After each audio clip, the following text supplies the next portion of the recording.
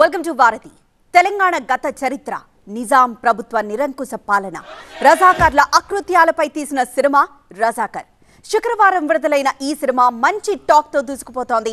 ఎన్ఆర్ఐలు కాల్ చేయాల్సిన నంబర్స్ 040234900015, అలానే 040234900016, వాట్సాప్ వీడియో కాల్ నంబర్ 8006036036. నమస్కారం అండి సత్యనారాయణ గారు, ఎలా ఉంది రెస్పాన్స్? చాలా బాగుంది, కంగ్రాచులేషన్స్. అసలు అంటే రజాకర్ మూవీ అనగానే ముందు నుండి అంటే ఆ పేరు అలానే జస్ట్ పోస్టర్ చూసిన దగ్గర నుండి ఒక కాంట్రవర్షియల్ మూవీ అన్న ట్యాగ్ లైన్తో ఒక్కసారిగా బయటకు వచ్చింది. సో నిజంగానే అంత కాంట్రవర్సీ ఉందా? అంత కాంట్రవర్సీ లేదు, చేశారు.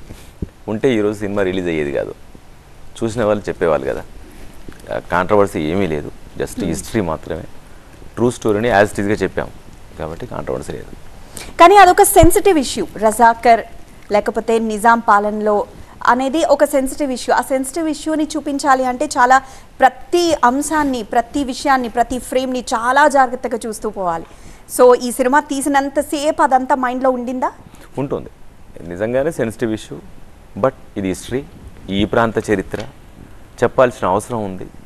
ఎంతోమంది అన్సంగ్ హీరోస్ని ముందుకు రాకుండా, చరిత్ర తెలియకుండా, జనాలకు తెలియకుండా చేశారు కాబట్టి చెప్పాల్సిన అవసరం ఉంది. ఈ తరానికి ఏ ఇబ్బంది కలగకుండా చెప్పాల్సిన అవసరం ఉంది కాబట్టి ఆ ప్రయత్నం చేశాము, సక్సెస్ అయ్యాము. రైట్. అంటే ఫస్ట్ ఈ సినిమా రాసుకున్నప్పటి నుండి ఇది చెయ్యాలి, ఇది తీయాలి అనుకున్న దగ్గర నుండి మీ ఆలోచన ఎలా ఉంది? End of the movie last షాట్కి మీ ఆలోచన ఎలా ఉంది? మారిపోయిందా ఏమన్నా, లేకపోతే అదే ఆలోచనతో ట్రావెల్ చేశారా? అదే ఆలోచన ఎప్పుడు, ఎందుకంటే ఒరిజినల్ స్టోరీ ఇది. ఇప్పుడు మనం సినిమాగా మార్చాలనుకొని దీన్ని ఏదో ఎగ్జాంపుల్గా తీసుకొని, దీన్ని ఆసరాగా తీసుకొని కథ మార్చుకుంటూ వెళ్దాం, ఇలా చేసుకుందాం వెళ్దాం, రకరకాలుగా మారుతుంది. ఏం జరిగిందో 100% అదే చూపిద్దాం అని అనుకున్నప్పుడు మారే అవకాశం లేదు, మారలేదు.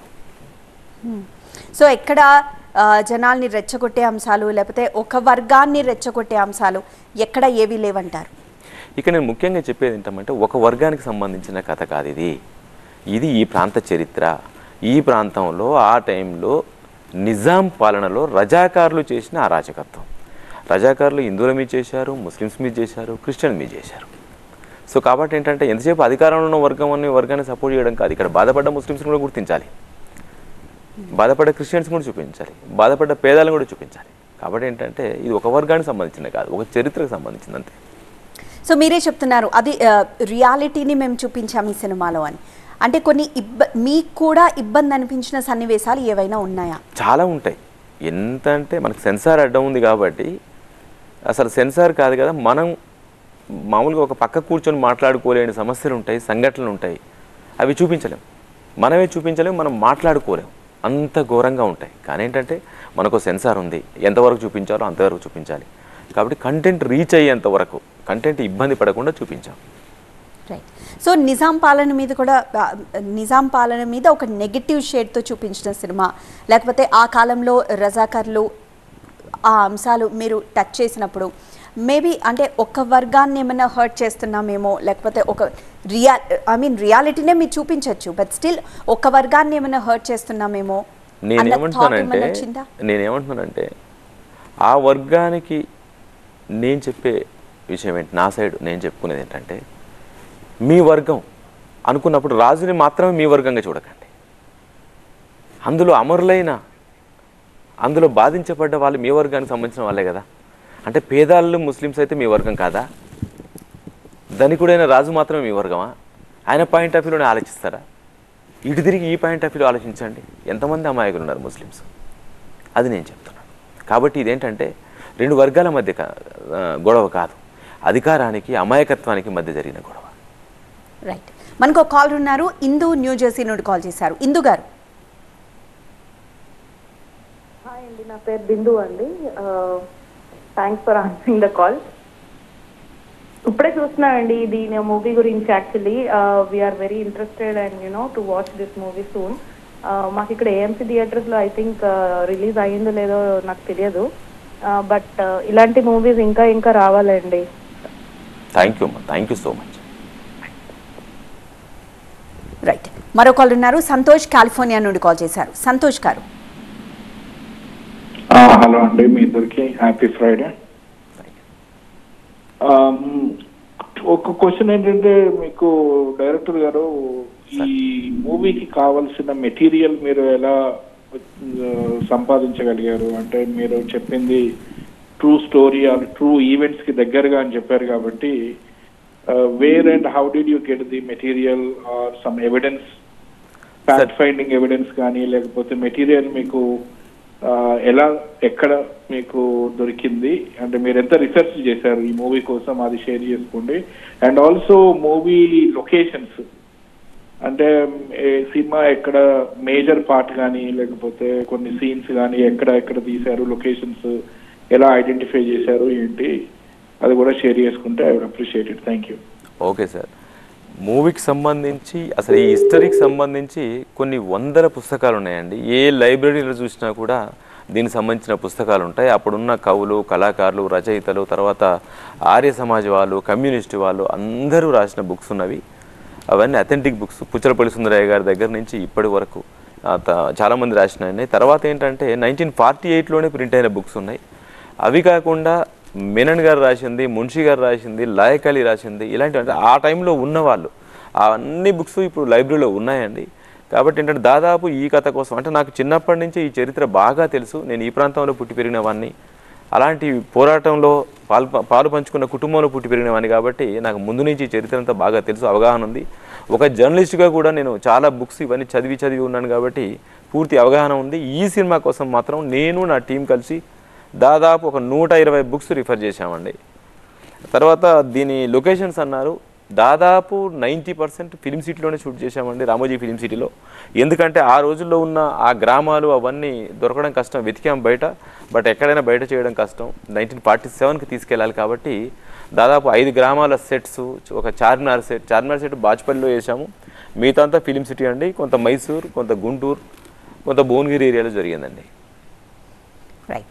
సో మీరు జర్నలిస్ట్ అంటున్నారు, చాలా బుక్స్ కూడా చదువుంటారు, చాలా అవగాహన తెచ్చుకొని ఉంటారు. సో ఆ రజాకర్ల కాలంలో లేకపోతే నిజాం పాలనకి సంబంధించి రజాకర్ సినిమా చేయాలి అన్న థాట్, అంటే వై ఓన్లీ రజాకర్? మీరు ఇంకా చాలా చదువు ఉంటారు, చాలా హిస్టరీ చదువు ఉంటారు, చాలా తెలుసుకొని ఉంటారు, ఇక్కడ వారే అంటున్నారు ఇంకా చాలా అంశాలు ఉంటాయి, బట్ వై రజాకర్? ఏం ఇన్స్పైర్ చేసింది మిమ్మల్ని? అంటే ఒకటండి, ఏదేమైనా ఇప్పుడు సినిమా స్టైల్ ఎలా మారిందంటే కొత్త కాన్సెప్ట్తో రావాలి. ఇప్పుడు మామూలుగా 4 పాటలు, 4 ఫైట్లు ఇలాంటిది అనేది కాలం చెల్లిపోయింది. ఇప్పుడు కొత్త జానర్స్ వచ్చేసినాయి, కొత్తగా చేయాలి. ఎంత కొత్త అంటే మనకి మనం ప్రజెంట్ చేసుకోవాలంటే మంచి సబ్జెక్ట్ తీసుకోవాలి.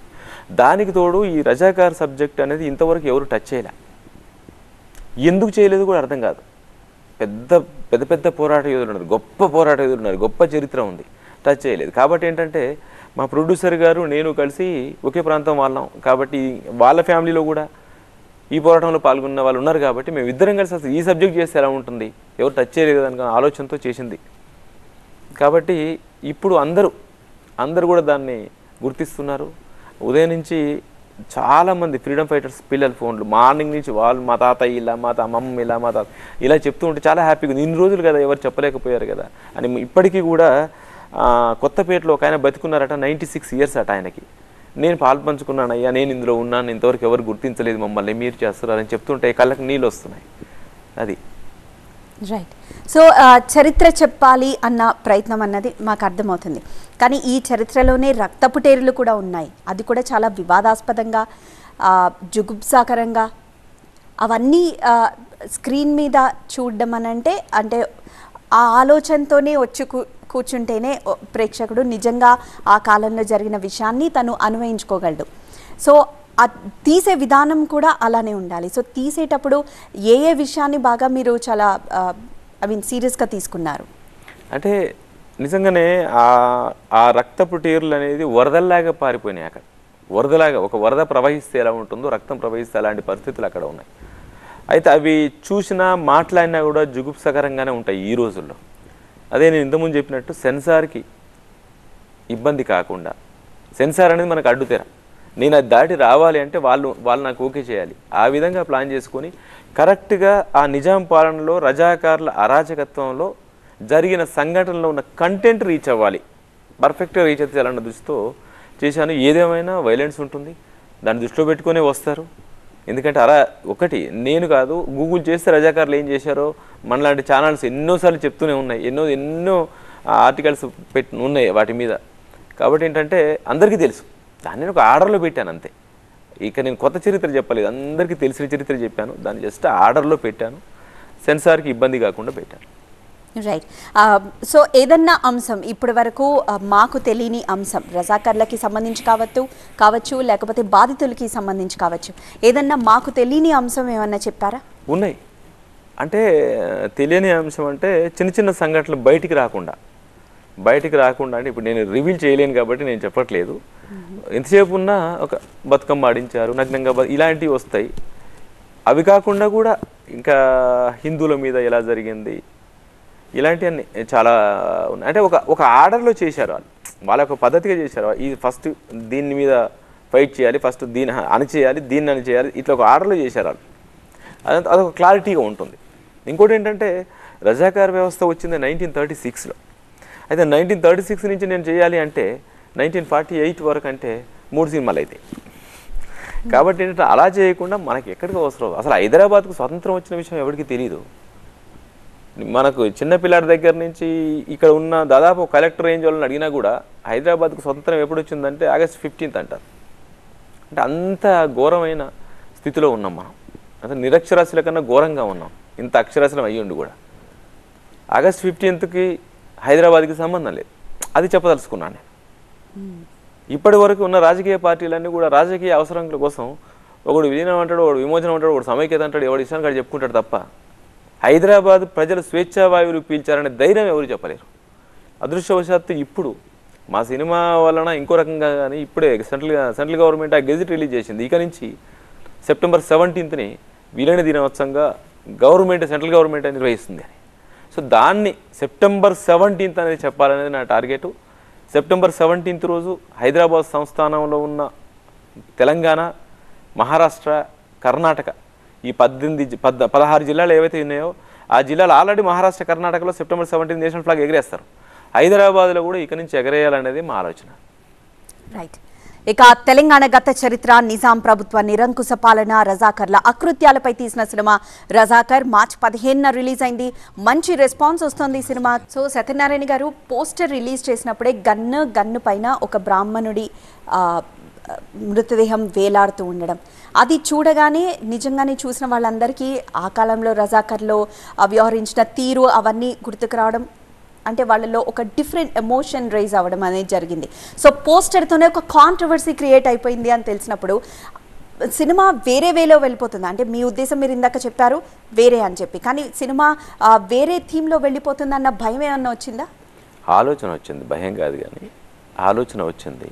అయితే ఒకటేంటంటే మనం చేస్తున్నది నిజమైనప్పుడు, మనం కరెక్ట్గా చేస్తున్నప్పుడు, మనకు ఒక ఆత్మ పరిశీలన చేసుకొని చేస్తున్నప్పుడు దేనికి భయపడాల్సిన అవసరం లేదు. మనం తప్పు చెప్పట్లేము. అక్కడ బ్రాహ్మణుడు కాదు, స్టూడెంట్ అబ్బాయి, విద్యార్థి, గురుకులాలు ఉండేవి అప్పట్లో. అది విద్య మీద వేసిన దెబ్బ, బ్రాహ్మణుడి మీద కాదు. అక్కడ మనం అక్కడ సిచ్యువేషన్లోకి వెళ్తే మనకు అర్థమవుతుంది. అందరూ బ్రాహ్మణ అబ్బాయి, చిన్న కుర్రాడు అబ్బాయి, 3rd class అట్లా అంత కుర్రాడు. బట్ అందరూ ఏంటంటే బ్రాహ్మణ యువకుడు అనుకున్నారు. కాదు, అది విద్య మీద అతను ఏ విధంగా ఇలాంటి అరాచకం చేశాడు అనేది చూపించడం కోసం ఉన్న సిచ్యువేషన్ అది. రైట్. ఇప్పుడు ట్రైలర్లో కూడా చూస్తున్నాం, చిన్న పిల్లల్ని కూడా అంతే హింసించారు రజాకర్లు అన్న విషయాన్ని కూడా చాలా క్లియర్గా చూపించారు. అంటే అప్పట్లో రజాకర్లు నిజంగానే విద్యా బుద్ధులు పిల్లలు కూడా నేర్చుకోవద్దు అన్న ఉద్దేశంతో చేశారా, లేకపోతే వాళ్ళు పైకి ఎదగద్దని చేశారా? అంటే మీరు చాలా బుక్స్ చదువున్నారు కాబట్టి, సో ఆ కాలంలోనే అది ఎవరైనా కానివ్వండి, ఏ వర్గం వారైనా కానివ్వండి, ఎదగద్దు అన్న తీరుతోనే చేశారా? అంటే కాదు, ఎదగకూడదు అనేది సెకండరీ. మెయిన్ ఏంటంటే అప్పుడు అధికార భాష ఉర్దూ కాబట్టి ఉర్దూ నేర్చుకోవాలి, ఉర్దూ చదువుకోవాలి, ఉర్దూలోనే మాట్లాడాలి అనేది రూల్. దాని ప్రకారం ఉర్దూ కాకుండా వేరే భాష చేస్తే కొన్ని చోట్ల ఈ శిక్షలు వేశారు, చదువుకోనివ్వకుండా విద్యా వ్యవస్థల్ని ధ్వంసం చేసి చదువులు. అందుకని ఏంటి తెలంగాణలో ఇక్కడ ఏం జరిగిందంటే, ఇప్పుడు ఈ మొన్న ఆంధ్ర తెలంగాణ ఉద్యమం వచ్చింది. దేనికి వచ్చింది? ఇక్కడ ఏంటంటే మాకు ఉద్యోగాలు తక్కువ, మాకు ఎడ్యుకేషన్ తక్కువ, అక్కడ ఉన్న వాళ్ళకు ఉద్యోగాలు ఎక్కువ, ప్రతి దాంట్లో ఆఫీసర్లు వాళ్ళే వస్తారు, మహా అంటే చెప్పరాశులు మేము ఉన్నామన్న ఆలోచన ఇక్కడ వాళ్ళకి వచ్చింది. ఎందుకు వచ్చింది అంటే ఇక్కడ ఆ ఎడ్యుకేషన్ లేకపోవడం ముందు నుంచి. అక్కడ ఏంటి బ్రిటిష్ వ్యవస్థ ఉండడం వల్ల ఇంగ్లీష్ ఎడ్యుకేషన్ ఉండడం వల్ల అక్కడ ఎదుగుదల వచ్చింది. అనవసరంగా ఏమైపోయిందంటే అక్కడ ఎదుగుదల వచ్చి ఇక్కడ రాకపోవడం వల్ల తర్వాత ఏమైపోయిందంటే అన్నదమ్ముల మధ్యలో ఒక తారతమ్యాలు అప్ అండ్ డౌన్స్ వచ్చేసింది. అందుకనే ఇప్పుడు వేరు తెలంగాణ ఉద్యమం వచ్చింది. వీరు తెలంగాణ ఉద్యమం ఆ రోజు వస్తే వేరు తెలంగాణ ఉద్యమం ఈరోజు వచ్చింది. సో ఆ రోజే దానికి బీజం పడి ఉండకపోతే ఈరోజు ఈ పరిస్థితి వచ్చి ఉండేది కాదు కదా. సో హైదరాబాద్ లిబరేషన్ మూమెంట్ అంటే 1948కి సంబంధించి అక్కడ కళ్ళ కట్టినట్లు చూపించారు. సో అప్పట్లో ఆచార వ్యవహారాలు కానివ్వండి, లేకపోతే అప్పుడు వాడిన వస్తువులు కానివ్వండి, లేకపోతే అప్పుడు ఎలా ఉండే పల్లెటూళ్ళు ఎలా ఉండేవి, నిజాం పరిపాలనకి సంబంధించిన అధికారులు ఎలా ఉండేవాళ్ళు, వాళ్ళు యూజ్ చేసిన వస్తువులు కానీ ఇవన్నీ ఎలా సేకరించారు?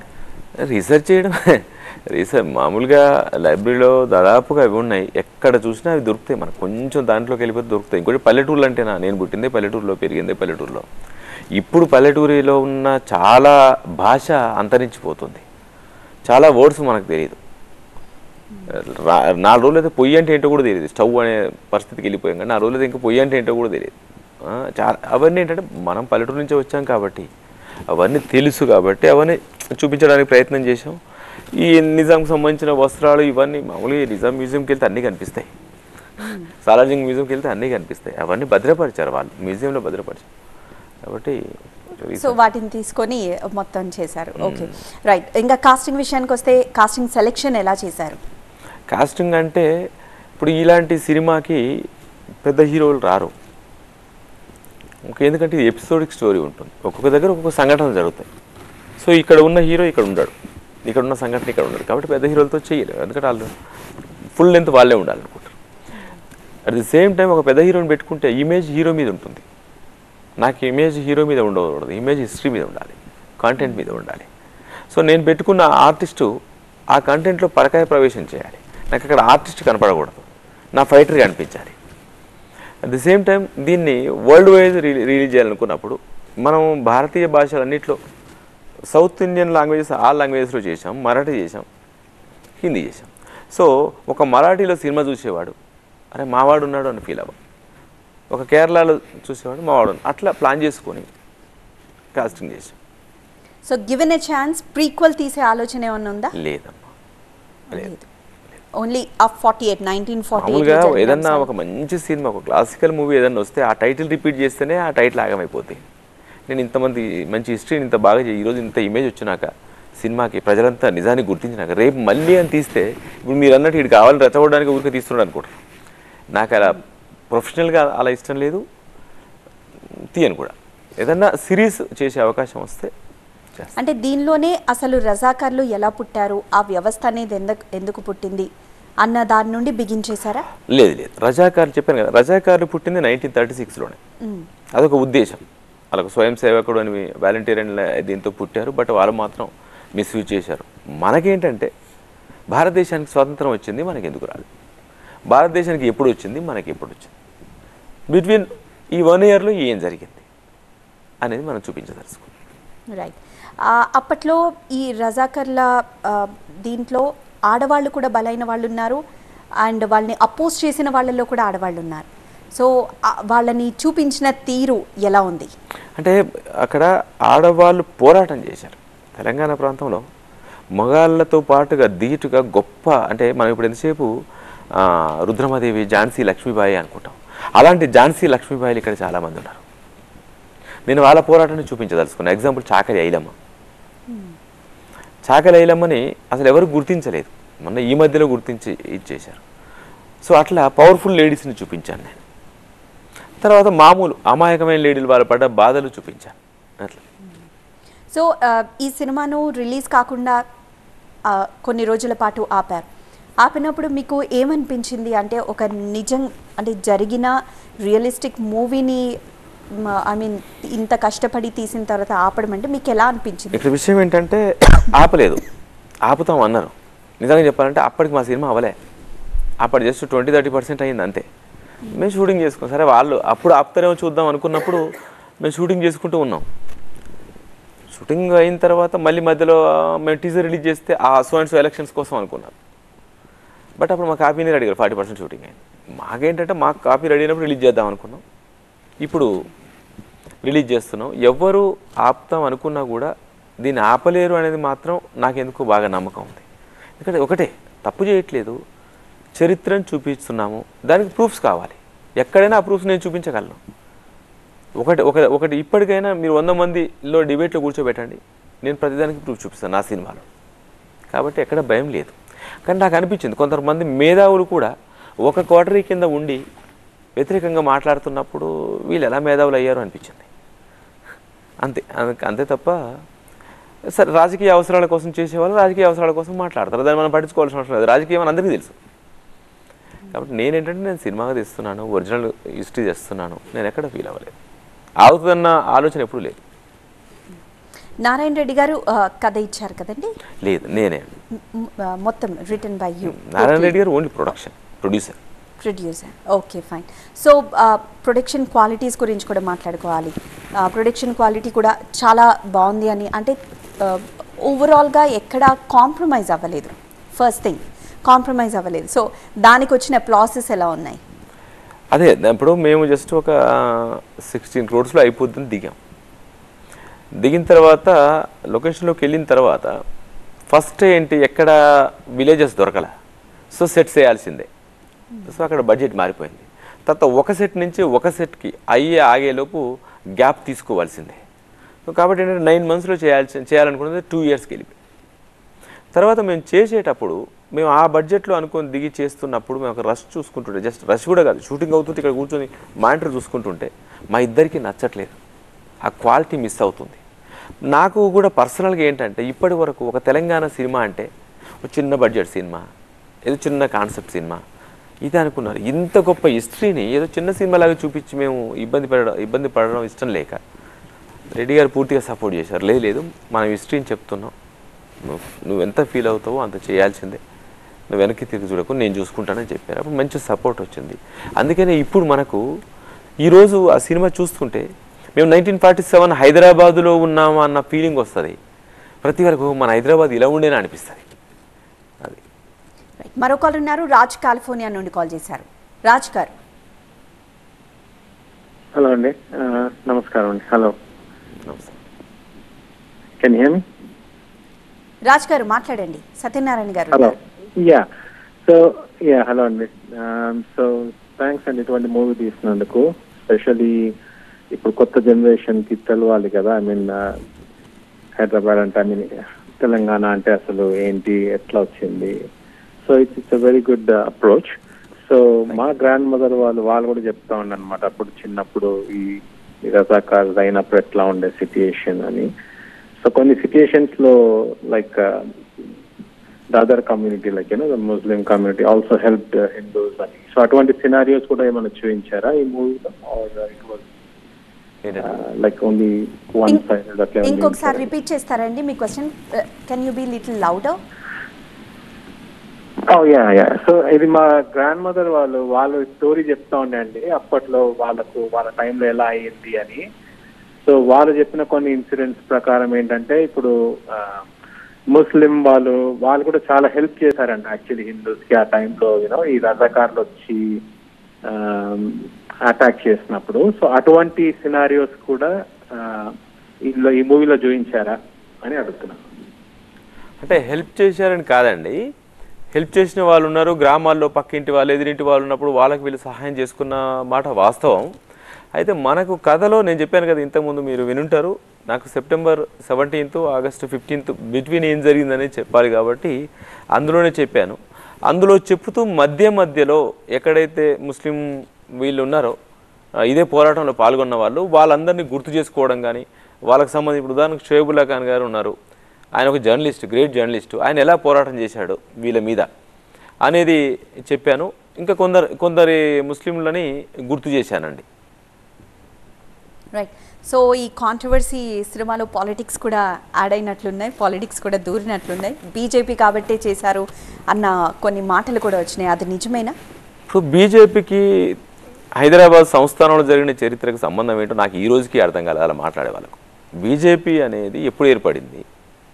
September 17th August 1948 ఎప్పటిది? అప్పటికి బీజేపీ లేదు అసలు. ఓకే, ఇప్పుడు బీజేపీనే నెత్తిలో పెట్టుకుంది అనుకున్నాం. సర్దార్ వల్లభాయ్ పటేల్ గారు బీజేపీ పార్టీ అని నాకు తెలియదు. ఓకే, అందులో పోరాటం చేసిన కమ్యూనిస్టులు కానీ, ఆర్య సమాజ్ కానీ, స్టేట్ కాంగ్రెస్ కానీ బీజేపీకి ఏం సంబంధమో నాకు తెలియదు. నేనేం చెప్తున్నట్టు ఇది హిస్టరీ, ఒక ప్రాంత హిస్టరీని హిస్టరీలాగా చూడకుండా మా ప్రొడ్యూసర్ బీజేపీ అయినంత మాత్రాన సినిమాని బీజేపీ అనుకోకూడదు. అలాంటి నేను కాదే, నేను బీజేపీ నాయకున్నా, బీజేపీ కార్యకర్తనా, అసలు నాకు ఏ సంబంధం లేదు బీజేపీ. నేను ఒక క్రియేటర్ని, నేను ఒక జర్నలిస్ట్ని, ఇంకొక క్రియేటర్ని. నేను ఒక హిస్టరీ చూపిస్తున్నాను. నా చిన్నప్పటి నుంచి ఎవడో అక్బర్ వచ్చాడు, బాబర్ వచ్చాడు, అది చేశాడు, ఇది చేశాడు అని చదివాను. కానీ నా ప్రాంతంలో ఉన్న చరిత్ర నేను చదవలేదు, వినలేదు. నాకు అవసరం లేని విషయాలని నా మైండ్ పోయేటట్టు నాకు వినిపించి పాడు చేశారు, నా టైం అంతా వేస్ట్ చేశారు. నా ఇంటి పక్కకున్న షోయబుల్లా ఖాన్ గురించి చెప్పలేదు నాకు. అది హిస్టరీ కదా, దానికి బీజేపీకి ఏం సంబంధం? అదేంటంటే వీళ్ళు రాజకీయాలు చేసుకుంటూ రాజకీయం అంటున్నారు తప్ప నాకు ఇప్పటికీ అర్థం కాని విషయం బీజేపీకి ఏం సంబంధం చెప్పండి. షోయబుల్లా ఖాన్ బీజేపీయా? నాకు తెలీదు. మగ్దుమ్ మొయినుద్దీన్ బీజేపీయా? షేక్ బందగీ బీజేపీయా? తులేబాజ్ ఖాన్ బీజేపీయా? వీళ్ళు లేరా పోరాటం చేసిన వాళ్ళ? కమ్యూనిస్ట్ నాయకులు మల్లు స్వరాజ్యం గారు బీజేపీయా? భీమిరెడ్డి నరసింహారెడ్డి గారు బీజేపీయా? బైరాన్పల్లి రాజిరెడ్డి గారు బీజేపీయా? ఎవరు బీజేపీ? స్టేట్ కాంగ్రెస్ రామానంద తీర్థ బీజేపీయా? కొండా లక్ష్మణ్ బాబూజీ గారు బీజేపీయా? బూర్గుల రామకృష్ణరావు ఎలా అంటారు?